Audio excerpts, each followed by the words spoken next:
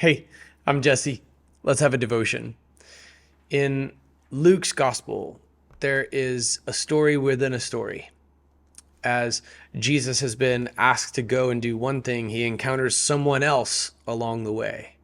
And while he performs both miracles, the two of them have a cool way of coinciding.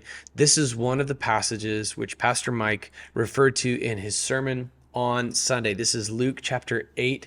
Let's begin in verse 41. Just then, a man named Jairus came.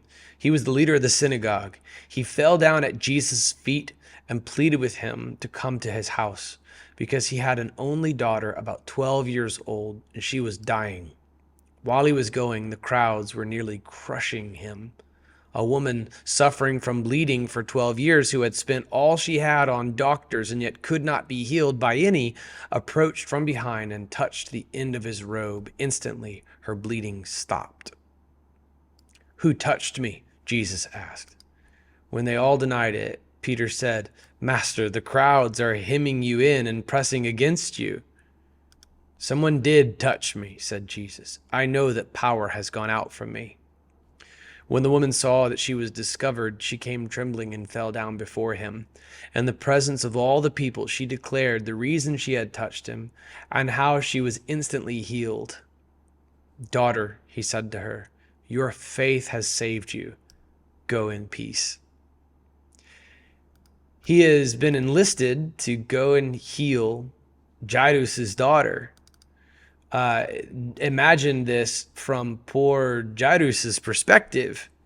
He's just come to Jesus because his daughter is dying in the moment. And Jesus has stopped in the middle of this massive crowd. And it makes no sense from Jairus' perspective, and even the disciples are confounded at what seems like a really obtuse question from the Logos himself. The crowd is impenetrable. They are hemming him in from every direction. The cause is urgent. There's a girl dying. Jesus, come and save my daughter. She's dying right now. Now, the truth of the matter is that Jesus could heal his daughter from a distance. And as we study the Gospel of Luke coming up, you'll see Jesus even do something like this for the Roman centurion. In fact, he remarks about the tremendous faith of the Roman centurion, who knew that Jesus need not be physically present for a miracle. He could just say the word and it's done. Jesus remarks, "I've never seen such great faith in all of Israel." This Roman centurion, who had a pagan upbringing, gets it in a way that the religious elite don't in Israel. Jairus, nonetheless, does not know this.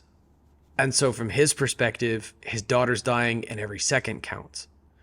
And then from his disciples' perspective, walking through a massive crowd of people, more crowded than the Magic Kingdom right before the fireworks start, Jesus, sitting there, touching multiple people at the same time, asks, "Who touched me?" And the disciples are like, "Everybody." They're sort of nonplussed. Their response is like, "Look, Master, the crowds are hemming you in and pressing against you. Like 100 people have touched you in the last 20 feet while we try to get through this crowd." But Jesus knows, and he knows that she knows. And he takes time that probably incurred a huge amount of anxiety in Jairus and a real, like a heavy degree of confusion among his disciples to stop. You know, it's like an ambulance stopping for a very important conversation. Imagine if like your child's on that ambulance. You're like, "Ambulance driver, could you please go?" Jesus knows that it's going to cause Jairus anxiety. He knows that his disciples don't get what he's saying. He insists, "Someone did touch me. I know that power has gone out from me." And so then in verse 47, she knows that she's been discovered and she's trembling. And she falls face down before him. She knew that if she could just touch the end of his robe, verse 44, this was called the tzitzit, transliterated to English, it's like TZIT, TZIT. This is something that was prescribed in Numbers and Deuteronomy, and it was a symbol of the law of God, worn traditionally and out of obedience to the law of God. And this is what would bring her healing. We're going to study this in greater detail. If you want to, if you're watching this out of sync with the Redemption Church, and it's past February of 2024, you can now go back in time from your perspective, a couple months into the future from my perspective right now as I film, and you can see the sermon titled "Touching Jesus" to be recorded February 11th of 2024, as this passage will be covered that day, and I'll go into greater detail. But for now, I want to zoom in on what I believe Pastor Mike is going to draw from in this text. It's verse 48. "Daughter," he said to her, "your faith has saved you. Go in peace." First and foremost, if you're watching this on video at allies.network, you can see what I've just highlighted here. He calls her daughter. And he says, "Your faith has saved you." Okay. Now, time out. Like, before like the armchair theologians all pile on, remember, Jesus said these words. Okay.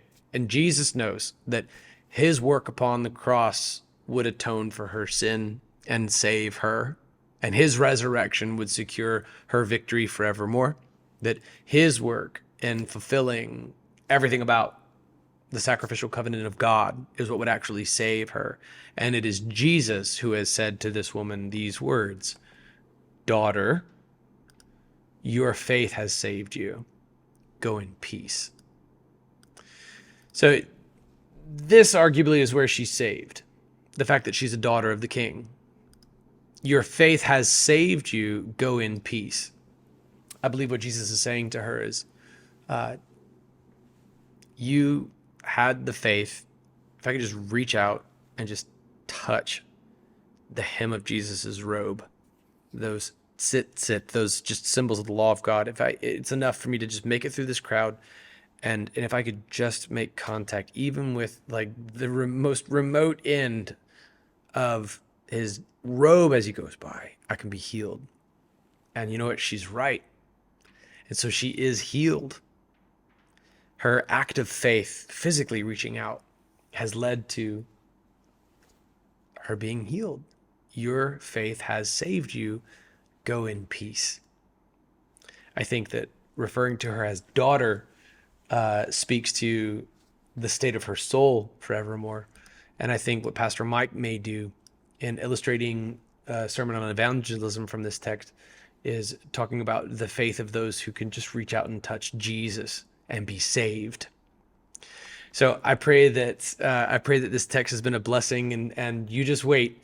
Devotions 9:07 through 9:12. We'll follow up on this. I think at this point it'll be session 8 in the books to come that are currently being finalized. I can't wait to come back to this text later. Man, would you just have the faith, if you're my lost friend, to just reach out and touch Jesus? If you would just call out upon him by the power of the Holy Spirit that he is Lord, you too would be saved, forever saved, because everyone who calls on the name of the Lord will be saved.